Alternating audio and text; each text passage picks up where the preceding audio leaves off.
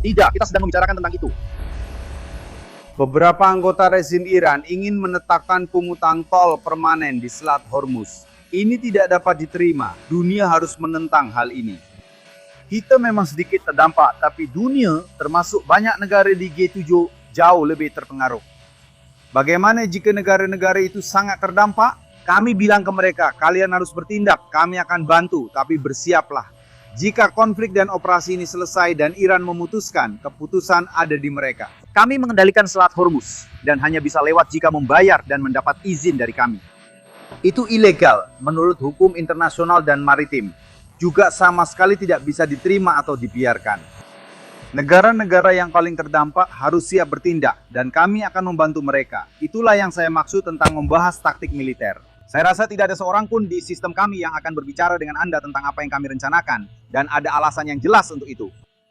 Namun untuk taktik dan rencana militer, saya akan mengarahkan ke Departemen Perang yang mungkin tidak bisa memberitahu apa-apa. Selain mengatakan bahwa kami memiliki tujuan, saya sudah mengatakan apa saja tujuannya, dan kami sangat yakin bahwa kami akan mencapainya dalam waktu dekat.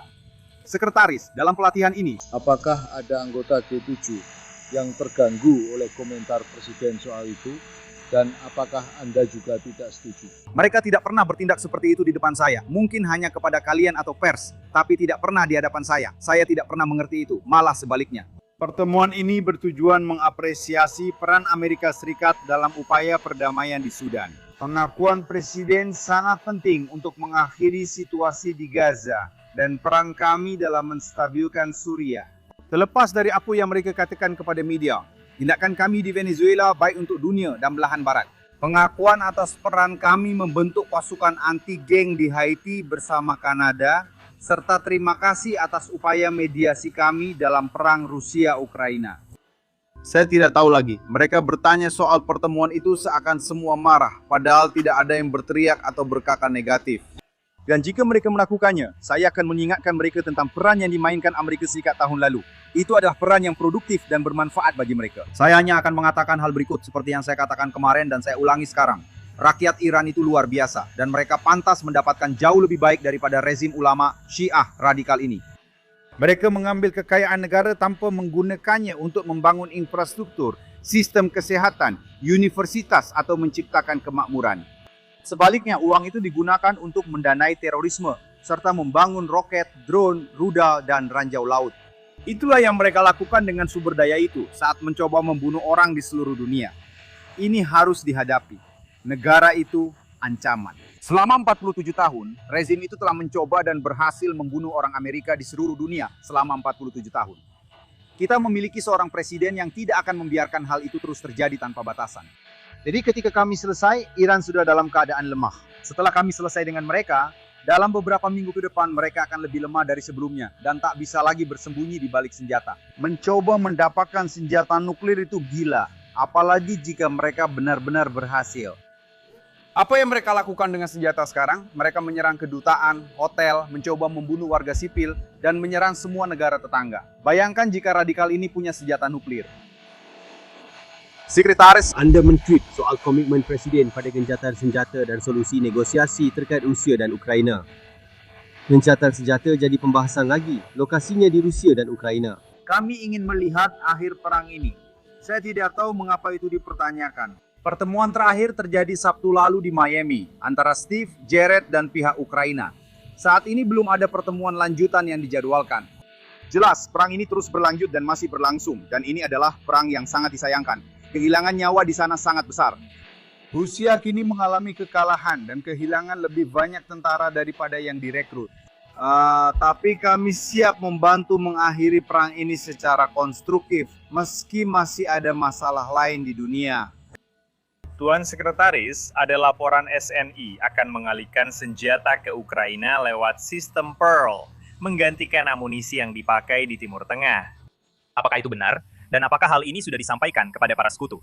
Memang belum terjadi atau dialihkan, tapi tetap bisa saja terjadi. Senjata-senjata itu bukan dialihkan, melainkan milik kita, dan merupakan penjualan militer lewat Pearl, dibayar NATO. Jadi, jika S perlu mengisi persediaan atau menjalankan misi demi kepentingan nasional, kita akan selalu jadi prioritas untuk senjata kita sendiri. Saya yakin itu berlaku untuk semua negara, kecuali yang tidak ingin bertahan hidup. Saya tidak ada pengumuman, saya tidak bilang itu sedang terjadi, tapi itu mungkin saja terjadi dan memang selalu bisa terjadi. Jika kita butuh sesuatu untuk Amerika dan itu milik Amerika, kita prioritaskan Amerika dulu. Namun saat ini belum terjadi, kalau tidak terpengaruh operasi ini. Apakah Anda melihat dukungan Rusia kepada Iran meningkat dalam konflik ini? Mengapa legislator Rusia yang disangsi mengunjungi Zebriu sekarang? Sebenarnya itu sudah dijadwalkan sebelumnya, tidak semua bisa datang. Saya rasa hanya 4 orang yang kami izinkan. Ya, untuk datang, masih diumumkan juga. Tapi mari kita pisahkan dua hal. Rusia masih merupakan negara yang kuat dengan senjata nuklir, dan penting bagi negara-negara berkekuatan nuklir untuk memiliki keterlibatan pemerintahan dan diplomatik tertentu. Saya tidak menganggap itu konsesi besar. Apa bagian pertama pertanyaannya? Rusia semakin mendukung Iran. Ya, saya tidak akan biarkan saya katakan seperti ini. Tidak ada yang dilakukan Rusia untuk Iran yang mempengaruhi operasi kami sama sekali. Pada dasarnya, itu yang terbaik yang bisa saya lakukan. Itu Zebriu. Mereka bilang pada Siles Picot dan para baron keamanan bergantung pada peran ini yang berasal dari kekuasaan. Itu bohong, saya mendengarnya sendiri. Sangat disayangkan dia mengatakan itu karena dia tahu itu tidak benar dan bukan itu yang disampaikan kepadanya. Dia diberitahu bahwa jaminan keamanan baru berlaku setelah perang usai. Jika tidak, kamu akan terlibat perang. Jaminan apa? Pasukan yang siap bertindak jika diterapkan sekarang berarti terlibat perang.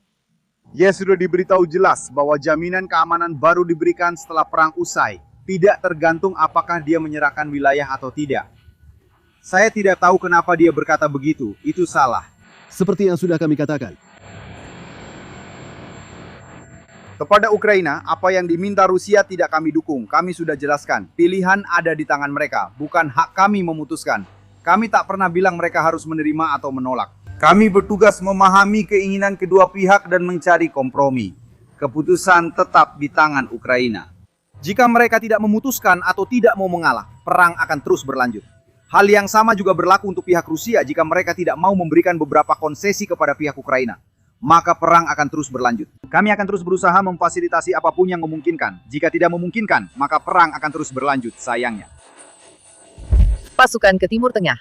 Mereka mengerahkan pejabat secara langsung. Dan tebaklah, oke. Kenapa kalian tidak punya itu?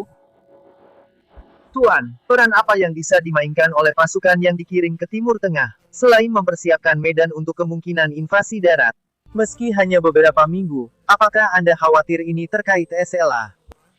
Dalam konflik berkepanjangan yang dijanjikan Presiden Trump akan dihindari saat menjabat, Ini tidak akan jadi konflik berkepanjangan. Tujuan saya sudah saya sampaikan, saya ulangi, karena laporan-laporan tampak belum jelas soal tujuan itu. Sejak malam pertama, kami sudah jelas menyampaikan tujuan misi ini. Kami akan menghancurkan pabrik-pabrik mereka yang memproduksi rudal, roket, dan drone. Kami akan menghancurkan angkatan laut dan angkatan udara mereka. Kami akan menetralkan peluncur rudal mereka agar mereka tidak bisa bersembunyi di dalamnya untuk mendapatkan senjata nuklir. Kami bisa mencapai itu, kami telah mencapai tujuan-tujuan tersebut, kami sudah lebih dulu dalam sebagian besar, dan kami akan berhasil tanpa satupun pasukan darat. Mengenai alasan pengerahan ini, Presiden harus siap menghadapi berbagai kemungkinan. Saya merujuk Anda ke Departemen Pertahanan yang mungkin akan mengatakan hal sama, tetapi kita bisa capai semua tujuan dengan pasukan darat. Kami selalu siap memberi Presiden fleksibilitas maksimal dan kesempatan besar untuk beradaptasi dengan kemungkinan yang ada. Mengenai Rufa, 2 pertanyaan. Selama beberapa dekade, Anda telah menjadi pendukung perubahan rezim. Tapi sekarang, sepertinya ada perasaan bahwa mungkin Presiden Trump akan puas dengan sebuah kemenangan yang hanya berarti keuntungan ekonomi. Dari mana Anda mendapat kesan itu? Nah, ada. Banyak laporan bahwa banyak pemalsuan, siapapun bisa. Laporan tentang Kuba selain dari saya atau Presiden adalah bohong karena hanya kami yang mengurusnya. tetap ingin ganti rezim. Semua sumber informasi soal Kuba tidak tahu apa-apa. Mereka tidak ada dalam daftar dan tak tahu apa itu. Ini sedang terjadi. Kamu peduli dengan yang aku katakan. Kesepakatan ekonomi, maksudnya bagaimana? Ekonomi Kuba harus berubah dan itu hanya akan terjadi jika sistem pemerintahannya berubah. Siapa yang mau berinvestasi miliaran dolar di negara komunis? Siapa mau investasi miliaran dolar di negara komunis yang dipimpin komunis tidak kompeten? Lebih buruk dari komunisme adalah komunis tidak kompeten. Sistem pemerintahan mereka harus berubah, karena mereka tidak akan berkembang secara ekonomi tanpa itu. Reformasi ekonomi sangat penting. Memberikan kebebasan ekonomi dan politik kepada rakyat itu penting, tapi keduanya berjalan beriringan, saling terkait. Kesepakatan bagimu, keluarga Castro tetap berkuasa. Ini bukan soal keluarga Castro, tapi soal sistem pemerintahan dan rezim yang gagal. Saya ke Prancis bukan hanya untuk bicara soal Kuba, tapi mari kita bahas Kuba. Sempurna, bagus, karena kita membicarakan hal itu di G7. G7 itu penting. Tidak, tentu saja tidak. Selain itu, kita membicarakan hal itu di G7, semua orang membicarakan pemadaman listrik itu. Kuba mengalami pemadaman listrik sepanjang 2 tahun terakhir. Tidak ada blokade laut yang mengepung Kuba. Alasan Kuba tidak memiliki minyak dan bahan bakar adalah karena mereka menginginkannya secara gratis. Dan orang-orang jarang membagikan minyak dan bahan bakar secara cuma-cuma. Kecuali Uni Soviet atau Maduro yang memberi subsidi, mereka tidak melakukannya. Mereka kadang menerima 1-2 pengiriman, tapi itu tidak cukup menopang negara. Jadi mereka kekurangan bahan bakar dan sering mati listrik karena peralatan dari era 50-an dan 60-an tak pernah dirawat atau diperbarui. Oke, intinya Kuba menjadi bencana karena sistem ekonominya tidak berjalan dan tidak masuk akal.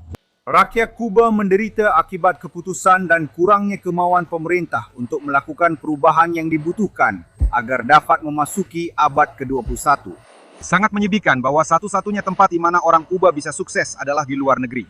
Itu sangat menyedihkan Anda melihat orang Kuba pergi ke seluruh dunia dan meraih kesuksesan, kecuali di Kuba. Ini harus berubah. Dan agar hal itu berubah, orang-orang yang berkuasa harus diganti. Mengubah sistem negara dan model ekonomi saat ini adalah satu-satunya cara agar Kuba punya masa depan lebih baik. Kami sudah menyampaikan ini selama bertahun-tahun. Mungkin sekarang ada kesempatan. Kita lihat saja, Tuan Sekretaris. Menurut Anda, apakah Iran akan menyampaikan jawaban atas rencana 15 poin hari ini? Apakah Anda menantikan sesuatu khusus? Kami belum menerimanya, tapi kami menerima beberapa pesan. Ada saling bertukar sinyal dengan sistem Iran atau apapun yang tersisa darinya tentang kesiapan untuk berbicara mengenai beberapa poin. Kami sedang menunggu klarifikasi tentang dengan siapa kami diizinkan berbicara, dengan siapa kami akan berbicara, tentang apa yang akan kami bicarakan, dan kapan kami akan berbicara. Saya belum ada kabar baru soal itu. Bisa terjadi kapan saja, hari ini atau besok. Kami tidak memprediksi dan tetap melanjutkan operasi. Tanda mereka masih serius. Jika kalian semua Tandanya adalah mereka menelpon dan berkata ini juru bicara kami, artinya ini yang bisa dibahas. Saat kami siap bertemu dan berbicara, itulah tandanya. Tapi kami tetap melanjutkan operasi kami yang berhasil. Iran kian melemah setiap hari. Departemen Perang sangat efektif melemahkan rezim itu, mengurangi kemampuan menyerang tetangga dan mengancam dunia. Sedang apa kamu sekarang, teman? Ya, kita sudah punya yang bagus. Maksudku, iya. Saya senang dengan kesepakatan di ruangan bahwa kita harus segera bertindak. Tapi apakah kalian akan keberatan jika mereka tidak melakukannya? Kami tidak tahan dan tidak meminta bantuan siapapun dalam perang. Presiden sudah menegaskan kami tak meminta siapapun ikut atau terlibat dalam operasi ini. Kami tidak meminta itu, kami tidak meminta kepada negara manapun, kami tidak membutuhkan itu. Kami sedang mengerjakan tugasnya, kami sudah lebih cepat dari jadwal, jadi bukan itu yang kami bicarakan. Kami sedang membicarakan hal ini. Beberapa pejabat rezim Iran menyatakan ingin menutup Selat Hormuz secara permanen. Itu tidak bisa diterima. Semua orang harus marah. Kami terdampak, namun dunia, termasuk banyak negara G7, terdampak lebih besar. Jika mereka sangat terdampak, kami hanya menyarankan mereka bertindak. Kami akan membantu, tetapi kalian harus siap untuk bertindak. Karena ketika konflik ini dan ketika operasi ini berakhir, para Iranilah yang akan memutuskan. Kami menguasai Selat Hormuz, kalian hanya bisa lewat jika membayar kepada kami dan kami izinkan. Itu ilegal menurut hukum internasional dan hukum maritim. Sangat tidak dapat diterima, dan itu tidak bisa dibiarkan. Kami menyatakan negara terdampak harus siap bertindak, dan kami akan membantu. Itulah yang saya katakan hari ini, dan pesan itu diterima dengan baik. Sudahkah Anda mendengar pernyataan Menteri Luar Negeri Iran di PBB dan KTT HAM yang menuduh Zewa dan Israel lakukan genosida terhadap Iran? Oke, ya, dia memang ahli dalam genosida. Mereka memang ahli dalam hal itu. Karena Anda tahu, mereka mensponsori terorisme di seluruh dunia. Dan mereka telah membunuh ribuan dan ribuan orang. Perhatikan Timur Tengah. Lihatlah ke Timur Tengah, teman-teman. Semua masalah di Timur Tengah berasal dari Iran. Hezbollah, Iran, milisi Syiah yang sedang menghancurkan dan mengancam Irak. Iran, Hamas, Iran, Haldes Iran Assad. Ketika saya berada di Suriah, Iran, satu-satunya waktu kemanapun Anda melihat, mereka ada di belakang kalian. Mereka adalah kekuatan yang merusak stabilitas, berbahaya, dan jahat yang harus dilawan. Dan bagaimana dengan tepi barat? Apa kekhawatiran Anda tentang kekerasan pemukim terhadap warga Palestina? Kami khawatir tentang hal itu, sudah menyampaikan kekhawatiran ini, dan percaya pemerintah Israel juga merasakannya. Sudahkah Anda melihat laporan bahwa beberapa individu itu juga menyerang pasukan keamanan Israel? Dalam proses ini tentu saja Presiden sudah sangat jelas menyatakan bahwa beliau menentang segala perubahan status quo di tepi barat. Ada banyak hal yang sedang terjadi di dunia saat ini, tetapi ini adalah topik yang kami pantau dengan cermat. Apakah akan ada konsekuensi jika serangan ini terus berlangsung terhadap warga Palestina? Kami sudah menyampaikan keprihatinan, begitu juga pihak Israel. Beberapa kelompok seperti pemukim dan preman bahkan menyerang pasukan keamanan Israel. Saya yakin pemerintah akan mengambil tindakan terkait hal ini. Minyaknya. Saat berbicara dengannya hari ini tentang dana perbaikan untuk pembangkit listrik tenaga nuklir Chernobyl, warga Uruguay sudah berkomitmen untuk memberikan pendanaan. Ya, tanpa komitmen. Kami belum membahas langsung hari ini, tapi saya tahu itu sudah didiskusikan. Dan kami belum memutuskan kontribusi kami.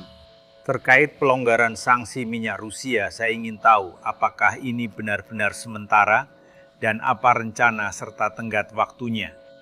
Sanksi itu kemungkinan berakhir 9 atau 10 April dan hanya berlaku untuk minyak di laut, jadi kami tidak terdampak. Ini bukan kebijakan permanen Amerika Serikat. Kami akan menyesuaikan jika perlu, namun pada akhirnya tidak akan melakukannya. Presiden juga tidak ingin mencabut sanksi secara permanen. Ini terutama berkaitan dengan minyak yang sudah berada di laut dan akan dikirim misalnya ke Tiongkok dengan harga yang lebih murah. Sekarang satu-satunya perbedaannya adalah minyak itu akan dijual dengan cara apapun. Satu-satunya perbedaan adalah apakah lebih banyak negara dapat membelinya. Untuk mengurangi tekanan dari kekhawatiran global soal operasi ini. Tentang Selat Hormuz, saya tahu ada diskusi tentang koalisi multinasional setelah konflik berakhir. Apakah ada negara G7 yang Anda ajak bicara hari ini yang memberikan komitmen awal bahwa mereka ingin melibatkan angkatan bersenjata mereka? Saya rasa semua orang telah memberikan komitmen bahwa mereka sangat peduli dan memahami perlunya hal itu, dan bahwa akan ada kebutuhan untuk berpartisipasi dalam hal seperti itu. Sebagian kebingungan di minggu-minggu awal, baik di media atau forum lain, muncul dari anggapan bahwa kami meminta hal ini segera dimulai. Kami menganggap ini sebagai kebutuhan pasca konflik. Saya tidak peduli dengan ucapan Iran. Kapal tanker minyak pertama yang melewati selat. Usai operasi ini perlu pengawalan agar mendapat asuransi. Jadi dunia perlu bertindak. Tapi kita punya masalah kedua, yaitu jika Iran atau siapapun yang berkuasa di sana memutuskan kami akan memungut biaya tol dari semua yang lewat, atau kami akan meledakkan kalian. Dunia perlu bertindak dan melakukan sesuatu tentang hal ini, terutama negara-negara yang paling bergantung pada selat itu. Negara-negara kaya, kuat, negara-negara yang stabil. Jadi kami akan ada di sana untuk membantu. Kami bersedia untuk bergabung dengan koalisi ini, tetapi kami mendorong agar pihak lain yang mengorganisirnya, silakan mereka yang mengatur. Banyak orang hari ini menunjukkan bahwa mereka memahami pesannya, setuju dengannya, dan bekerja agar hal itu terjadi. Sudah mulai dingin, ayo kita pergi dari sini, ayo.